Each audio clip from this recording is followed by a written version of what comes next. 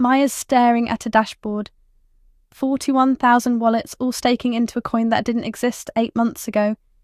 The number next to her name has 6 zeros.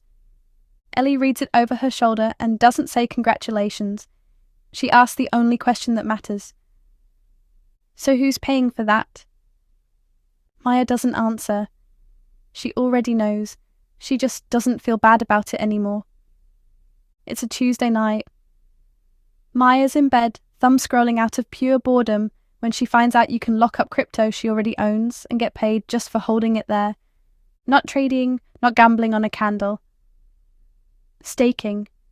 The network needs people to guarantee it's being honest. And it pays them to do that job every single day, forever, for doing what looks like nothing. She sits straight up. $400 tonight, a number with 3 more zeros, given enough time.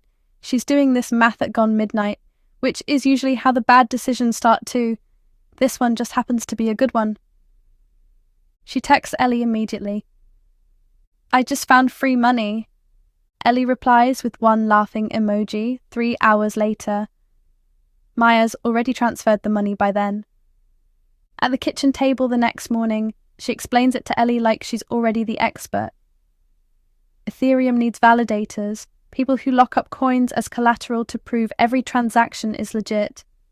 Lock up 32 Ether, about 100 grand at the time, and you become one yourself. You don't have 100 grand, Ellie says, not looking up from her cereal. She doesn't. So she joins a pool instead, one of the platforms that lets anyone stake any amount, pooled with thousands of strangers until it adds up to a real validator. Her $400 becomes a sliver of one working a night shift nobody has to clock into.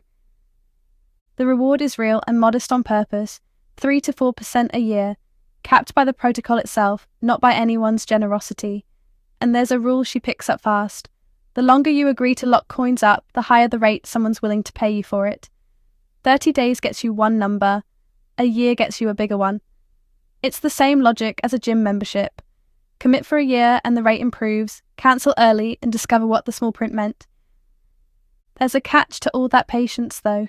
Even now, unstaking isn't instant. Every withdrawal passes through an exit queue, a capped number of validators allowed to leave at a time.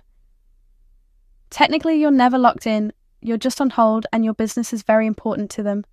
Most days that line barely exists. But when a lot of people want out at once, it backs up fast. As recently as last year, a wave of exits pushed the wait past a month. 6 months in, the number has real weight, and she's stopped checking it every morning. Ellie, for her part, has quietly opened her own staking account too, texting Maya screenshots like a kid showing off a report card. Neither of them will admit it's a competition. Both of them know exactly whose balance is higher.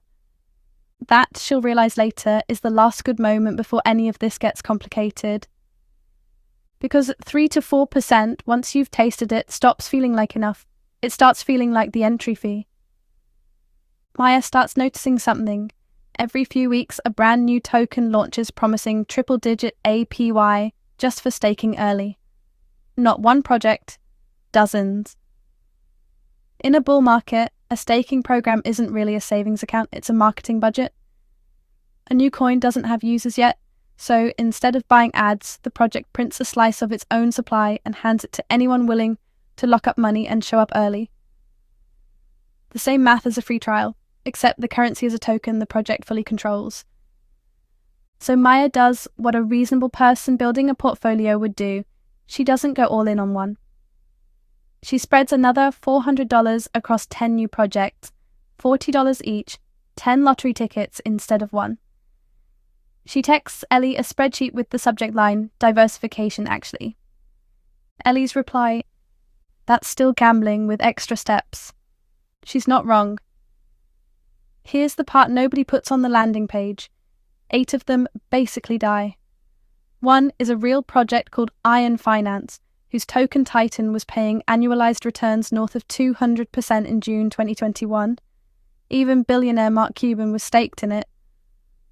Right up until large holders started cashing out, the token printing mechanism spiraled to keep the price up, and Titan fell from $64 to a fraction of a cent in 24 hours. The project itself called it the world's first large-scale crypto bank run. 7 more of Maya's 10 quietly do a slower version of the same thing, but 2 of them don't die. 2 turn into actual products people use.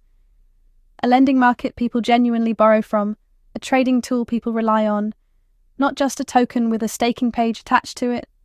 That real usage creates real demand for the token itself, separate from anyone staking it. And the price holds even while new coins keep getting minted to pay stakers. Those 2 alone are worth more than what the other 8 cost her. This is the part that never makes it into the cautionary tale. DeFi staking isn't one bet, it's a portfolio, and the model only works if you expect most tickets to be worthless. Maya isn't rich yet, but she's up. And that's a far less dramatic story than the one everyone tells. Here's what all 10 of them had in common, win or lose, and it's the thing that changes how she sees the whole picture. Somebody launched them. Somebody wrote the white paper in an afternoon, decided how many coins would ever exist, and set the staking rewards themselves. And that person makes money whether their project becomes one of the 2 winners or one of the 8 quiet failures. The stakers take all the risk. Whoever prints the coin takes none of it. Knowing that is supposed to be the moral of the story. Instead, it becomes the business plan. She launches her own token, sets a staking APY high enough to get attention, posts it in a few groups she used to lurk in as a beginner. Within a week, strangers are locking up real money into a coin she made up on a Tuesday, because the yield looks exactly like the yield that grew her $400 2 years ago. Except this time, she's the one deciding how many new coins get printed to pay it. She texts Ellie a screenshot of the dashboard, the same way she used to send staking screenshots for fun. Look how many people found free money. Ellie doesn't reply with a laughing emoji this time. She finds the project properly the next morning, not from Maya. So people are staking into this thinking it's like yours was, she says, not really asking. Maya doesn't answer that one either. Some of the people staking in will be exactly like she was, patient, doing the math, genuinely fine. Some of them will lose the whole thing, the same quiet way 8 of her 10 projects took other people's money just to stay alive a little longer. Maya just isn't one of the ones losing anymore. She tells herself the 2 that win will make up for the 8 that don't. The same story she told herself about her own portfolio a year ago. She just isn't sure anymore whose portfolio she's actually talking about. The fastest way to win at staking crypto was never staking. It's deciding how many coins get printed, and someone somewhere always pays for that. Subscribe for more. Tell me you wouldn't have done the same thing. I'll wait.